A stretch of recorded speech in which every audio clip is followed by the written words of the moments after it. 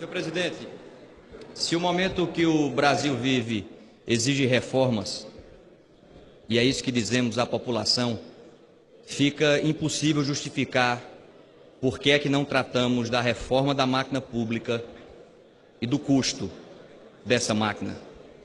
Se o remédio é amargo, mas é preciso tomá-lo, fica difícil compreender por que é que o trabalhador rural tem que tomar esse remédio e o político não.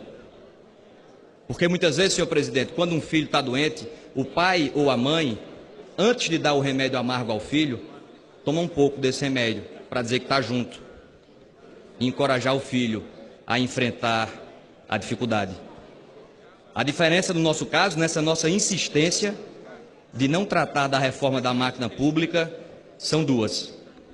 Primeiro é que o pai toma o remédio estando saudável. E a principal doença está aqui. Depois, é que não é o povo que tem que obedecer aos políticos.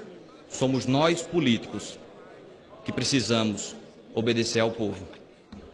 E aí a gente vai dando sinais à população que não vai ser tratado isso, da reforma da máquina pública, e a população não aceita mais. E aí a gente vai achando que o tempo que vai resolver e acalmar o país, e não vai acalmar.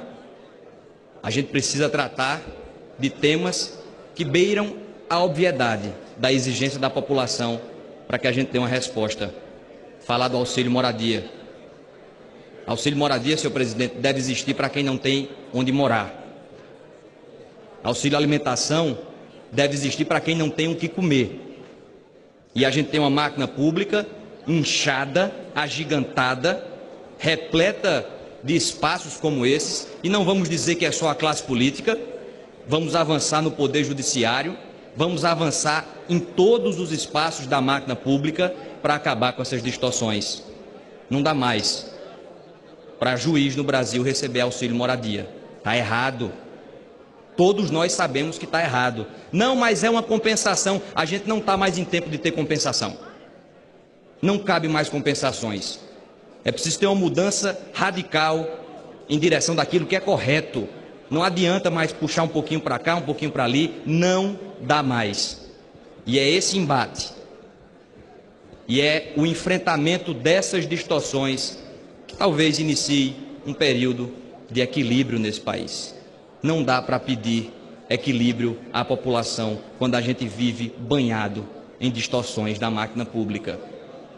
Por isso faço um apelo para que todos nós, aqui não é uma pauta de governo, oposição, todos nós tomemos consciência de que é preciso levantar essa bandeira da reforma da máquina pública. Porque não adianta mais, não venha votar contra a reforma trabalhista, espalhar cartazes dizendo que é contra a reforma trabalhista e ficar calado quando o tema é a reforma da máquina pública e ficar calado quando o tema são os benefícios que a máquina pública hoje entrega. Esse populismo dissimulado, enganador, não cola mais. É preciso enfrentar essas obviedades. E isso traria um novo debate sobre o que deve ser o nosso Estado. O equipamento, o Estado, a máquina pública como um todo. Isso cabe correções que se multiplicam. Portanto, não dá mais para ficar achando que essa pauta não existe e que essa pauta não é prioritária. Existem vários espaços que nós precisamos enfrentar com requerimento de urgência. Requerimento de urgência nisso, votação de urgência nisso, debate intensivo nisso. Parar 15 dias daqui para falar sobre a reforma da máquina pública, aí sim voltar a se reconectar com a população. Porque existem muitas distorções, sinais que a nossa sociedade precisa avançar. Um ministro do Supremo, com toda franqueza, um ministro do Supremo não precisa de alguém que puxe a sua cadeira para que ele se sente. Ah, mas é só um gesto. Isso não é só um gesto. Isso não é só um gesto. Isso é um símbolo de uma sociedade que ainda não avançou. Precisa que alguém puxe a cadeira, um sujeito que não tem condições de se locomover. Um tetraplégico, um paraplégico. Aí sim, mas um ministro do Supremo não.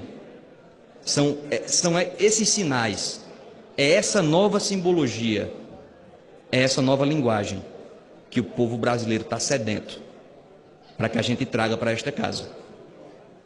E isso está cada vez mais óbvio. Isso está cada vez mais claro. E cada vez mais óbvio e claro que a população não vai se contentar com o tempo, o passar do tempo.